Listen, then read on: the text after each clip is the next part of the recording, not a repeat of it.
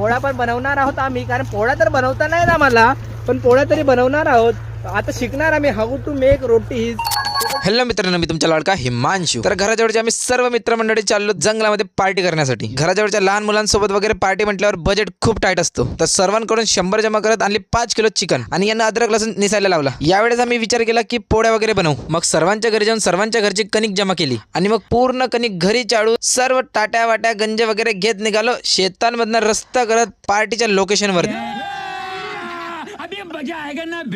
मुलांनी पटकन जाऊन जंगलातून काड्या वगैरे आणला आणि आम्ही लागलो इथं चूल बनवायला. इथं आम्ही बनवणार आहोत पोळ्या. त्यासाठी भिजवली कणिक. आमच्या लक्की शेठ लागले कणिक भिजवायला, त्याला मी हेल्प करू लागला आणि काही पोरं इकडे चिकन बनवायची तयारी करत होते. अगोदर गंज जडू नये म्हणून लावले गंजांना पास. नंतर शेफ साहिल लागले इकडे चिकन बनवायला आणि आम्ही सगळे लागलो इकडे पोळ्या बनवायला. पोळ्या काही लाटता आम्हाला जमत नव्हता, तरी खूप स्ट्रगल करून पोळ्या वगैरे बनवत होतो. हॅट्स ऑफ जे लोक रोज पोळ्या बनवतात.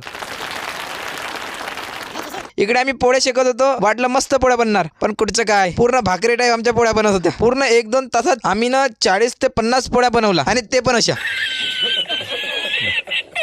चिकन तर पूर्णपणे मस्त परफेक्ट वे मध्ये बनत होती. तर मग आम्ही चिकन पोळ्या आणि भात बनवला आणि बसलो जेवायला. सर्व काही मस्त झालं, फक्त पोळ्या काही आम्हाला जमला नाही. पुढच्या वेळेस काही पोळ्या वगैरे आम्ही काही बनवणार नाही. बस, धन्यवाद. धन्यवाद. बस आमची जिरली.